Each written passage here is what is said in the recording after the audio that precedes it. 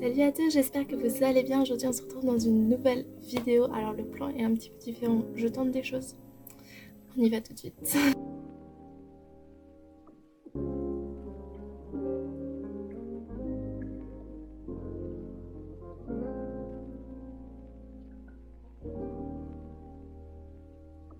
Alors déjà, je vous dis, c'est un petit book haul. Je me suis fait plaisir ce mois-ci, mais pas tant que ça, parce que surtout je vais au festival du Salon du Livre à la fin du mois d'avril. Donc je me suis dit en mars, tu te fais plaisir, mais tu restes raisonnable. Donc je suis restée raisonnable avec 7 livres dont je vais vous présenter, dont un que j'ai même pas acheté, mais que j'ai piqué à ma soeur. On y va tout de suite. Donc en tout premier dans cette palle, suite au fait que j'ai lu la saga ACOTAR, j'ai décidé de m'acheter un roman de la même autrice et vous devez me voir venir. J'ai décidé d'acheter Keleana, le tome 1, donc l'assassineuse de Sarah J. Maas. ACOTAR, c'est une série qui m'a plu, je sais que Keleana est une série assez différente, mais j'avais envie de découvrir quelque chose d'autre de l'autrice et surtout on en parle souvent. Je me suis dit fais-toi ton propre avis comme d'habitude.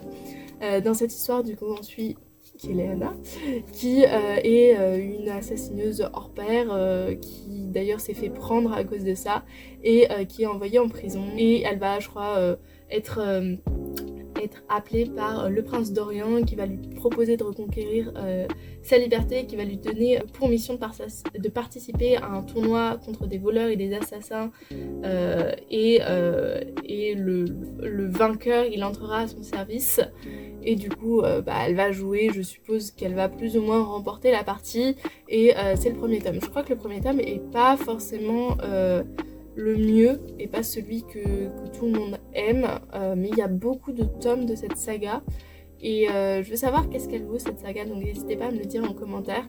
Moi c'est une histoire qui me donne envie, je sais que ce sera très différent d'ACOTAR, je m'y attends, c'est plus jeunesse d'ailleurs et c'est du coup c'est assez différent de ce point de vue là et voilà, juste hâte de m'y plonger et n'hésitez pas à me dire ce que vous avez pensé de Keleana, ça m'intéresse.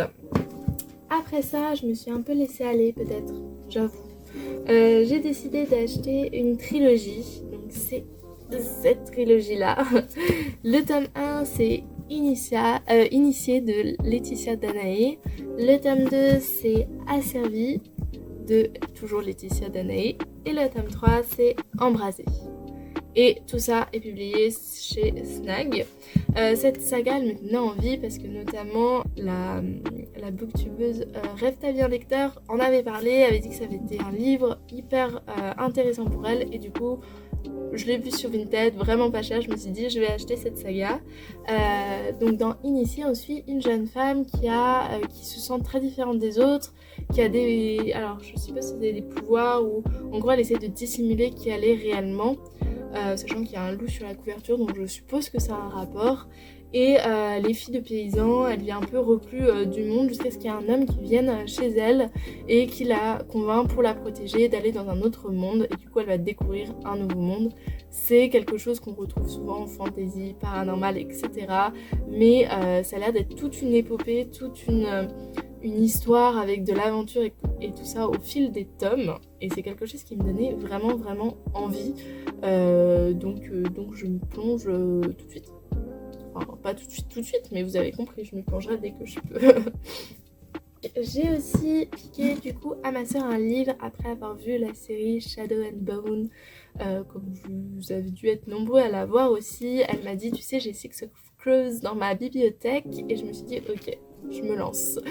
Donc vient s'ajouter dans ma palle Six of Crows de Leigh Bardugo, publié chez les éditions J'ai lu.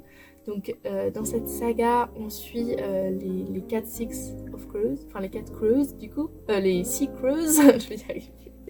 On suit les Six Crows qui donc sont dans la série, mais la série est tournée aussi autour de Crows et mais aussi les Grisha. Et du coup moi c'est plutôt cette partie de l'histoire qui m'intéresse. Donc on suit l'équipe de Kaz et ils sont donc ils viennent des bas-fonds de Ketterdam, ils sont un peu des hors-la-loi et en gros c'est une équipe si tu les payes, c'est un peu comme l'agence touriste finalement. Si tu les payes pour faire quelque chose, ils vont le faire, ils vont se lancer et du coup dans ce livre on suit du coup Kaz, on suit Jasper, Willan, Inej, Nina et le dernier, je ne sais plus comment il s'appelle. Ils ont tous un caractère très différent, un peu comme dans le film. Je sais pas comment ça va être dans le livre, mais dans le film, ils ont des caractères très très différents et ça match entre eux et j'adore la dynamique qui a été faite dans la série et je crois que ma soeur m'a dit que c'était à peu près la même dans le livre et c'est un peu ça que je recherche et j'ai très très hâte de m'y plonger. Je me demande si je vais pas le commencer aujourd'hui d'ailleurs.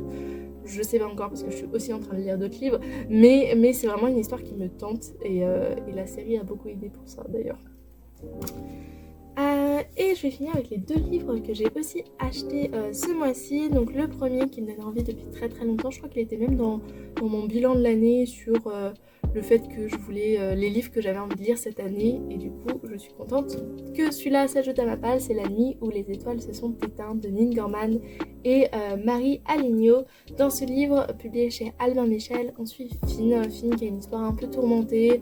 Il me semble que sa mère est en prison et il a une vie un petit peu sombre. Enfin, je veux dire, il a beaucoup de réflexions. Enfin, quand on parle de ce livre, je pense tout de suite à Aristote dans Aristote et Dante et je pense que ça a un lien jusqu'à ce qu'il rencontre quelqu'un et je crois que c'est un jeune homme et qui va se passer. Enfin, un peu son monde va être remis en question et voilà, c'est une histoire, je pense. Young Adult où il y a beaucoup de remises en question, de questions d'identité. C'est des livres que j'aime beaucoup et notamment on dit beaucoup de bien de ce livre là. J'ai lu Ashes Falling for the Sky, ça n'a pas été une grande découverte. Si vous me suivez sur la chaîne depuis le début, vous avez dû voir que c'était pas une très grande découverte, tout simplement parce que la fin ne m'a pas forcément plu. C'était tragique et ça m'a laissé ça m'a un peu secouée, mais dans ce livre, je sens que ça va être différent. Et puis même si c'est triste à la fin, ça peut quand même me plaire. Hein. C'était pas le fait que juste que ce soit triste, c'était les livres en eux-mêmes, les 2 livres qui m'ont pas convaincue. Mais celui-là, je sens qu'il va me convaincre. J'ai envie aussi qu'il me convainc. Et je sais qu'il y a un autre tome qui est le jour où je ne sais pas la suite. Mais voilà, c'est des lignes qui me donnent très envie. Donc je me plonge dedans.